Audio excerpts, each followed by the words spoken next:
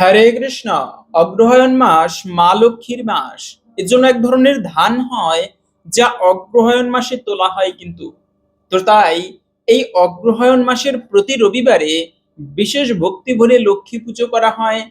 বিশেষত আমরা তো জানি বৃহস্পতিবার হচ্ছে মা লক্ষ্মীর দিন। এই অগ্রহায়ণ মাসের যে কোনো বৃহস্পতিবারে তেমন কিছু না করতে পারলেও অবশ্যই এই একটি কার্য করুন। এতে মা লক্ষ্মীর বিশেষ কৃপা লাভ হয়, পরিবারের অশুভ দূরীভূত হয় এবং সমৃদ্ধি আসে।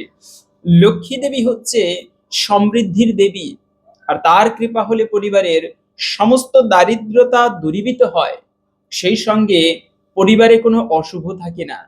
তাই আজকের এ পর্বে আমরা জানবো এই অগ্রহায়ণ মাস নয়, শুধু যে কোনো মাসের বৃহস্পতিবার দিনে বিশেষ যে কার্যটি করার মাধ্যমে পরিবারের অশুভ দূরীভূত হয় এবং সেই সঙ্গে বৃহস্পতিবারে কি কি কাজ করা উচিত, কি কি করা উচিত নয়, খুবই গুরুত্বপূর্ণ প্রসঙ্গ। আজকের এ পর্বটি আমাদের সকলেরই জানা প্রয়োজন। তাই সকলকে স্বাগতম জানাচ্ছি আমাদের এই ধর্মীয় তথ্যমূলক চ্যানেলে। আশা করছি আজকের এই তথ্যগুলো আপনাকে সমৃদ্ধ করবে। তাই ভালো লেগে থাকলে একটি লাইক করে কমেন্টে জয় শ্রী মা লক্ষ্মীর জয় একবার হলেও লিখে যাবার অনুরোধ জানাচ্ছি। শুধুমাত্র মা লক্ষ্মী নয়, নারায়ণের নামটি অবশ্যই লিখবেন। কেন? আমরা বাড়িতে লক্ষ্মী পুজো করতে গিয়ে অনেকে একটি ভুল কাজ করি, তা হচ্ছে একাকী লক্ষ্মী দেবীর পুজো করতে নেই। আপনি যদি লক্ষ্মী দেবীর পুজো নাও করেন, কিন্তু বাড়িতে যদি নারায়ণের পুজো হয়, সেখানেই লক্ষ্মী উপস্থিত হয়। কেন? লক্ষ্মী দেবী হচ্ছে চঞ্চলা। আজকে টাকা পয়সা বা সম্পদ আপনার আছে, কালকে সেটা অন্য কারো হয়ে যাবে, পরশু সেটা অন্য কারো হবে। ধন মানে হচ্ছে এমনই, তিনি স্থির থাকে না। তো ঐশ্বর্যের দেবী লক্ষ্মী দেবীও তিনি চঞ্চলা। আজকে তিনি কোনো গৃহে সমৃদ্ধ আছেন, কালকে সেই গৃহ সমৃদ্ধ থাকে না। কিন্তু লক্ষ্মী সেখানেই চির অচলা হয়ে অবস্থান করে যেখানে নারায়ণের সেবা করা হয়। এজন্য লক্ষ্মীর কৃপা লাভ করতে গেলে নারায়ণ সেবার কোনো বিকল্প নেই। নারায়ণ হচ্ছে মাতা লক্ষ্মীর স্বামী, আর যেখানে সেই নারায়ণ সেবা হয় সেখানে স্বয়ং মা লক্ষ্মী সহ সমস্ত দেবদেবী উপস্থিত হয়। তাই শুধুমাত্র একাকী লক্ষ্মী দেবীর নয়, লক্ষ্মী সহ নারায়ণের যুগল মূর্তির উপাসনা করা বা পুজো করা, এটা সর্বমঙ্গলময়, সর্বসৌভাগ্যপূর্ণ। তো সেজন্য মূলত বিশেষ করে এই অগ্রহায়ণ মাস কেন গুরুত্বপূর্ণ লক্ষ্মী দেবীর পুজো করার জন্য? মূলত বৈদিক যুগে বছরের প্রথমে যে মাসটি ছিল তা হচ্ছে অগ্রহায়ণ মাস। আমরা তো আগেও জেনেছি সে বিষয়ে। কেননা ভগবান শ্রীকৃষ্ণ বলেছেন মাস অহম মার্গশীর্ষম, আমি মাসের মধ্যে মার্গশীর্ষ। আর সেই মার্গশীর্ষ মাস মানে হচ্ছে অগ্রহায়ণ মাস। এবং এই অগ্রহায়ণ মাসের এক ধরনের ধান হয় যা অগ্রহায়ণ মাসে তোলা হয়। এজন্য রবিবারে অগ্রহায়ণ মাসের শুরুর যে রবিবার, শুরু থেকে শেষ পর্যন্ত ইতু লক্ষ্মীর পুজো করা হয়। এই ইতু হচ্ছে ইনিও লক্ষ্মী দেবীর একটা রূপ। এই ইতু লক্ষ্মীর পুজো করে ভক্তরা বিশেষ আশীর্বাদ লাভ করে মায়ের। এবং এই ইতুলক্ষ্মীর পুজোর যে কাহিনী কথা, কিভাবে প্রচারিত হলো সেই ইতুলক্ষ্মী পুজো, মূলত এই জন্য কোনো মেয়েদেরকে কখনো, বাবা মায়ের যদি কোনো মেয়ে সন্তান হয়, তারাও লক্ষ্মীর স্বরূপা। এজন্য কোনো মেয়েদেরকে কখনো কুদৃষ্টিতে দেখতে নেই, খারাপ নজরে, যে ওরা অপয়া, ওরা পরিবারের জন্য অমঙ্গলের, আমার ছেলে নয় মেয়ে হয়েছে এজন্য পরিবারে আমরা ভালো নয়, এমনটা কিন্তু মনে করা উচিত নয়। কেন? মেয়েরাও যদি তাদের মানে তারাও হচ্ছে লক্ষ্মীর স্বরূপা। সেই মেয়েদের কারণেও বাবা মা তারা ধনী হতে পারে, সম্পদ প্রাপ্ত হতে পারে। যেমন কাহিনী ছিল, একজন বামুনের দুটো ছেলে ছিল, মানে মেয়ে ছিল, নাম হচ্ছে উম্ন এবং ঝুম্ন। এই উম্ন ঝুম্নুকে বামুন কি করেছে, দুটি পিঠে খেয়ে ফেলেছিল, মানে বামুনকে না বলে। এজন্য তার বাবা বনের মধ্যে ফেলে এসেছে যাতে তারা ওভাবে মারা যায়। এতে উম্ন ঝুম্ন কি করেছে, তারা সেই বনের মধ্যে দেখতে পেল কারা যেন ইতুলক্ষ্মীর পুজো করছে। তাদের সঙ্গে সেই লক্ষ্মী পুজো করে মা লক্ষ্মীকে প্রসন্ন করলো। মা লক্ষ্মী বর দিল, তোমরা কি বর চাও বলো। বলে আমার বাবা মায়ের সমস্ত অশুভ মানে দারিদ্রতা দূর করে তাদেরকে রাজায় পরিণত করো। বাবা মা বিশাল ধন সম্পত্তির মালিক হলো, উম্নচুম্নকে বাড়ি ফিরিয়ে দিয়ে আসলো লক্ষ্মী দেবী স্বয়ং। এবং বাবা মা দেখে খুবই অবাক হলো, উম্নজুম্ন সবকিছু খুলে বলল। এরপরে তাদের সংসারে আর কোনোদিন দারিদ্রতা আসেনি। কাহিনীটা অনেক বিশাল, এই উম্নজুম্নর ব্রত কথা। কিন্তু মূলত হচ্ছে যাদের লক্ষ্মী দেবীর কৃপা হলে ইতুলক্ষ্মীর, সেই পরিবারে কখনো দারিদ্রতা আসে না। কিন্তু ঝুম্ন কি করেছে, ঝুম্ন একবার এই লক্ষ্মী দেবীকে মানে ইতুলক্ষ্মীর পুজোর দিনে তার বিবাহ হয়েছে, তিনি এজন্য বৃহস্পতিবারে রবিবারে কখনো মাছ মাংস খেতে নেই। মা প্রশ্ন করেছিল বিবাহের দিনে যে মা তুমি কি খেয়ে তোমার শ্বশুর বাড়িতে যেতে চাও? বলে মা আমি হচ্ছে রাজার সাথে আমার বিবাহ হয়েছে, রাজপুত্রের সাথে, তো আমি মাছের ঝোল খেয়ে মানে স্বামীর বাড়িতে যাব।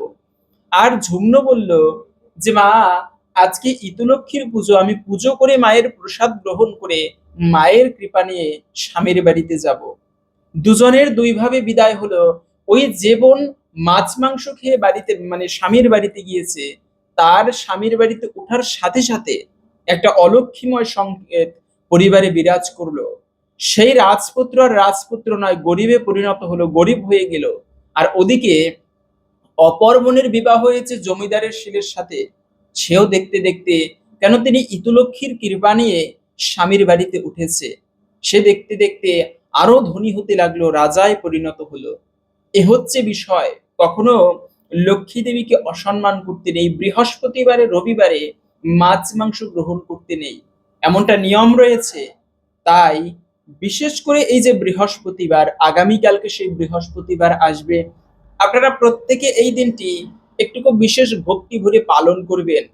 অন্ততপক্ষে তেমন কিছু না করতে পারলেও বাড়িতে অত ঘটা করে লক্ষ্মী পুজো দিতে হবে তেমনও না না পারলেও চেষ্টা করবেন একটুকু বিশেষভাবে লক্ষ্মী এবং নারায়ণের পুজো দিতে।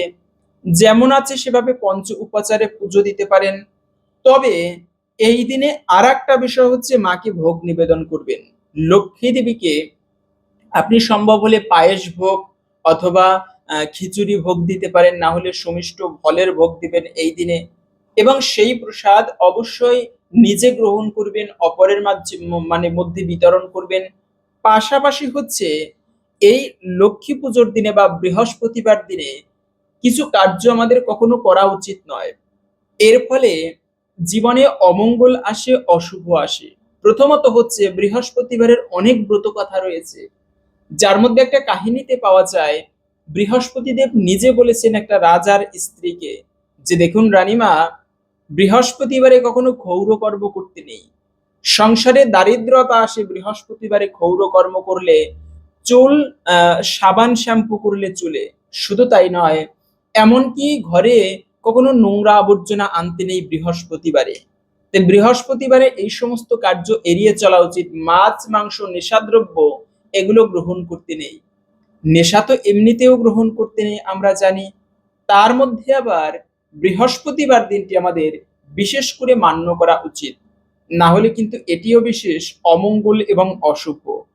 পাশাপাশি হচ্ছে এই বৃহস্পতিবার দিনে লক্ষ্মী দেবীর বিশেষ কৃপা লাভ করার জন্য আপনারা আর একটা কাজ, তা হচ্ছে ১ সহস্র বিষ্ণুর যে নাম রয়েছে সেই ভগবান বিষ্ণুর সহস্র নাম পাঠ করতে পারেন। এবং তার থেকেও ভালো হয়, এটা সব থেকে একটা গুরুত্বপূর্ণ বিষয়, পরিবারের মধ্যে যদি একটা অশান্তি লেগে থাকে তবে সেক্ষেত্রে আমি বলবো ১০৮টা তুলসী পত্র সংগ্রহ করবেন। গুনে গুনে সংগ্রহ করতে হবে এরকম নয়, আন্দাজ মতো যে অনেক তুলসী পত্র সংগ্রহ করে এই ভগবান বিষ্ণুর ১০০৮টা যে নাম রয়েছে সেই মন্ত্র বলে, এক একটা নাম বলে ভগবান বিষ্ণুর চরণে ১০০৮টা তুলসী পত্র নিবেদন করবেন। এই সহস্র তুলসী পত্র দানে ভগবান অত্যন্ত প্রসন্ন হয় এবং সেই পরিবারের সমস্ত অশুভ কিন্তু দূরীভূত হয় যদি বৃহস্পতিবারে কেউ নারায়ণকে এভাবে পুজো দিতে পারে। কেননা বৃহস্পতিবার আবার নারায়ণের দিনও বলা হয়েছে। তাই বৃহস্পতিবারে যদি কোনো সন্তানও জন্মগ্রহণ করে, স্বাভাবিকভাবে তাদের উপরে মা লক্ষ্মীর কৃপা একটুকু হলেও বর্ষিত হয়। এজন্য সেই বৃহস্পতিবারে নারায়ণ পুজো করা, লক্ষ্মী পুজো করা এটি সর্বমঙ্গলময় এবং সব থেকে গুরুত্বপূর্ণ। তবে একটা বিষয় হচ্ছে বাড়িতে আর একটা কাজ করতে নেই, যতটা সম্ভব ঝগড়া ঝই ঝামেলা রাগারাগিকে এড়িয়ে চলতে হয়। না হলে এটা সব থেকে অলক্ষী একটা গুণ। অলক্ষী তিনি অলসতা বেশি পছন্দ করে, রাগারাগি ঝই ঝামেলা যেখানে আছে সেখানে অলক্ষী বিরাজ করে। এজন্য কখনো এই সমস্ত কার্য করা উচিত নয়। বাড়িতে চিৎকার চেঁচামেচি করলে এতে কিন্তু সেখানে লক্ষ্মী দেবী, যতই লক্ষ্মী পুজো করি সেই গৃহে লক্ষ্মী দেবী প্রকৃতই অবস্থান করতে পারে না। তাই বাড়িতে যতটা সম্ভব রাগারাগি ঝই ঝামেলা এগুলো কমিয়ে চলা উচিত।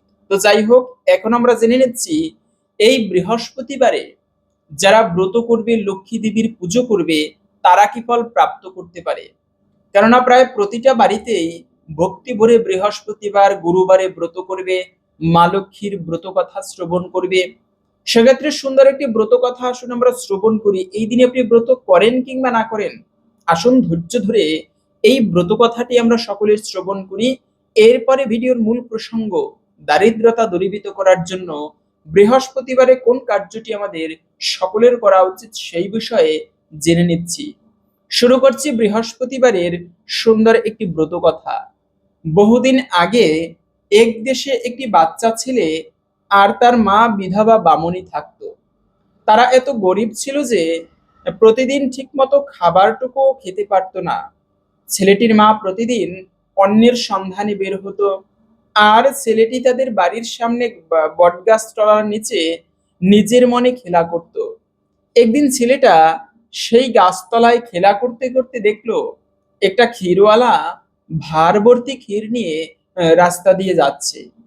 তার সেই ক্ষীর খাওয়ার খুবই ইচ্ছে হলো, তাই সে তার মায়ের কাছে গিয়ে কান্না করতে লাগলো ক্ষীর খাবে বলে। কিন্তু তার মা পয়সার অভাবে ক্ষীর খাওয়াতে পারলো না। এই দেখে সেই ক্ষীরওয়ালার খুব মন খারাপ হলো। সে ছেলেটিকে বিনা পয়সাতেই এক ভার ক্ষীর দিয়ে চলে গেল। তারপর ছেলেটা সেই ক্ষীর নিয়ে সেই বটগাছ তলায় গেল। ওই গাছে দুটি পেঁচির ছানা থাকতো। তারা ছেলেটার হাতে ক্ষীর দেখে চিৎকার করতে লাগলো। ছেলেটা তখন তাদেরকে নামিয়ে এনে তাদেরকে ক্ষীর খাওয়ালো এবং অবশিষ্টটুকু নিজে খেলো। সেদিন সন্ধ্যার সময়ে সেই পেঁচাপেচির ছানাদের থেকে মানে বাবা মা তাদের ছানাদের থেকে সব শুনলো। তারপর থেকে ছেলেটা যখন যা খেত সেই পেঁচাপেচির ছানাদেরকেও তা খাওয়াতো। তারপর সন্ধ্যায় পেঁচাপেচি বাড়ি ফিরে এলে তাদের ছানারা তাদেরকে সব বলতো এবং আরো বলতো যে তারা যেন ওই গরিব বামুনির দারিদ্র মোচনের চেষ্টা করে। এইভাবে দিন যায়। একদিন বৃহস্পতিবার বামুনি বহু কষ্টে লক্ষ্মী পুজো করলো। ছেলেটা সেই পুজোর প্রসাদ এনে সেই ছানাদের দিল। সেদিন রাতে ছানারা জানতে পারলো যে বামুনির পুজোতে ভগবান নারায়ণ সন্তুষ্ট হয়েছে, এবার ওদের দারিদ্র অবস্থা ঘুচবে। পরদিন সকালে ছেলেটা গাছতলাতে এলে পেঁচাপেচি তাদেরকে ছেলেটাকে সব বুঝিয়ে বলে দিল এবং বলল, কেউ কিছু দিতে চাইলে সে শুধু তিল ধুবড়ি ছাড়া আর যেন কিছু না চায়। তারপর তাকে একটা গাছের ডালে চোখ বন্ধ করে বসিয়ে ডালটার দুপাশে দুজনে ধরে লক্ষ্মী এবং নারায়ণের কাছে নিয়ে গেল। ছেলেটা ভগবান নারায়ণ মা লক্ষ্মীকে প্রণাম করলো এবং তাদের প্রণাম করে তিল ধুবড়ি চাইলো।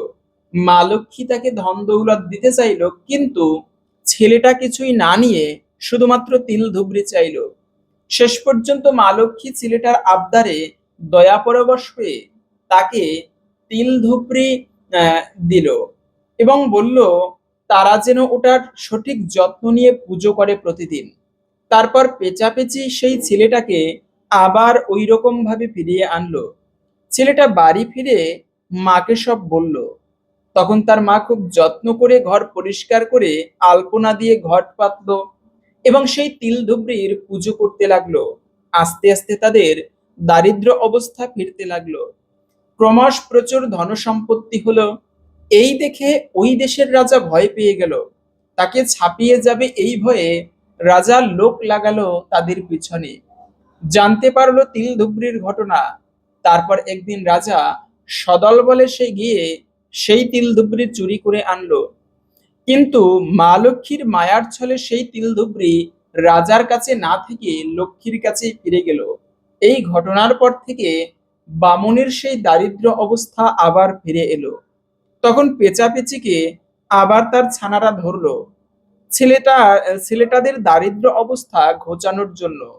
বহু অনুরোধে তারা আবার ছেলেটাকে তার মা লক্ষ্মীর কাছে নিয়ে গেল। ছেলেটা গিয়ে আবার তিল ধুবড়ি চাইলো, কিন্তু যেহেতু তারা আগের বারে তিল ধুবড়িকে আটকে রাখতে পারেনি, তাই এবারে আর তা দিতে চাইলো না। তারপরে ছেলেটার বহু অনুনয় বিনয়ে আর একবারের জন্য মা লক্ষ্মী তা দিতে রাজি হলো। ছেলেটা এবার তা নিয়ে এসে আবার সযত্নে তা পুজো করতে লাগলো, এবং দেখতে দেখতে তারা আবার বড়লোক হয়ে গেল, প্রচুর ধন সম্পত্তির মালিক হলো। রাজা তখন আবার ভয় পেল। এবার সে তার একমাত্র কন্যাকে ছেলেটার সঙ্গে বিয়ে দিল। দেখতে দেখতে ছেলেটা বড় রাজায় পরিণত হলো। পেঁচাপেচি ও তাদের খাবারের স্থায়ী ব্যবস্থা করে দিল। তার মা রোজ ভক্তি ভরে মা লক্ষ্মীর পুজো করত। এইভাবে বহুদিন পর বৈকুণ্ঠ থেকে পুষ্পরথ এলো বামুনিকে নিয়ে যাবে বলে। তখন বামুনি তার বৌমাকে বলে গেল যে সে যেন প্রতিদিন যত্ন করে প্রতি বৃহস্পতিবারে মা লক্ষ্মীর পুজো করে, বিশেষ করে ভাদ্র মাস, কার্তিক মাস, পৌষ মাস, অগ্রহায়ণ মাস এবং চৈত্র মাসে বেলা পর্যন্ত বিছানায় পড়ে না থেকে যেন ভোরে উঠে ঘর দুয়ারে কাটা জল দেয়, কারোর সাথে যেন চেঁচিয়ে কথা না বলে, সন্ধ্যা হলেই যেন ঠাকুর ঘরে সন্ধে প্রদীপ প্রজ্বলিত করে। এই বলে বামুনি বৈকুণ্ঠে চলে যায়। তারপর ছেলেটা খুব বড় করে প্রচুর ব্রাহ্মণ ভোজন করিয়ে মায়ের শ্রাদ্ধ সম্পন্ন করলো। শাশুড়ির কথা মতো বউ সব নিয়ম মেনে চলতে লাগলো। দেখতে দেখতে তাদের ছেলে মেয়ে হলো, তাদেরও বিয়ে হলো, সন্তানাদি হলো, সুখেই সংসার চলতে লাগলো। এরপর তাদের আবার বৈকুণ্ঠে যাবার সময় হলে তারাও ছেলে মেয়েদের বউদের লক্ষ্মী পুজো করার কথা বলে বৈকুণ্ঠে চলে গেল। এইভাবে পৃথিবীতে মা লক্ষ্মী ও নারায়ণের পুজো প্রচারিত হলো। এ ছিল মূলত মা লক্ষ্মীর বিশেষ ব্রত কথা। এজন্য লক্ষ্মী পুজো করার কি ফল, আশা করি একটুকু হলেও বুঝতে পেরেছেন। তো বৃহস্পতিবারের মূল কার্য কি, কি করলে দারিদ্রতা ফিরবে? প্রথমত হচ্ছে লক্ষ্মী পুজো প্রত্যেকে করার চেষ্টা করবেন, শুধু লক্ষ্মী নয়, নারায়ণ সহ লক্ষ্মী দেবীর ইষ্ট যুগল মূর্তির পুজো করবেন। এবং সেই সঙ্গে যদি পারেন তারপরে হচ্ছে সেই লক্ষ্মী নারায়ণের প্রসাদ একটু বেশি করে করবেন। হয়তোবা খিচুড়ি প্রসাদ করতে পারেন, না হলে সুস্বাদু মিষ্টি অন্ন প্রসাদ করতে পারেন, অথবা অন্ন সবজি প্রসাদ। সেই প্রসাদ অনেক লোককে ভোজন করাতে না পারলেও বাড়ির যত ছোট্ট ছোট্ট ছেলে মেয়ে রয়েছে, বাচ্চারা রয়েছে, ওদেরকে পেট ভরিয়ে ভোজন করাবেন। কেন, ছোট্ট ছেলে মেয়েরাও লক্ষ্মী নারায়ণের স্বরূপ। ওদেরকে ভোজন করানোর মাধ্যমে প্রসাদ দিয়ে এতেও বিশেষ মঙ্গল হয়। আশা করি মা লক্ষ্মীর কৃপায় পরিবারের একটুকু হলেও দারিদ্র অবস্থা ঘুচবে, লক্ষ্মী দেবীর বিশেষ কৃপা লাভ হবে। হরে কৃষ্ণ। আশা করছি আজকের এই তথ্যগুলো আপনাকে সমৃদ্ধ করেছে। ভালো লেগে থাকলে একটি লাইক করে কমেন্টে জয় মা লক্ষ্মী, জয় প্রভু শ্রী নারায়ণের জয় একবার হলেও লিখে যাওয়ার অনুরোধ জানাচ্ছি। ভগবান নারায়ণের কৃপায় সকলেই অন্তিমে বৈকুণ্ঠ ধাম প্রাপ্ত হোক, এই কামনা করে আজকের ভিডিওটি এখানে সমাপ্ত করছি। হরে কৃষ্ণ।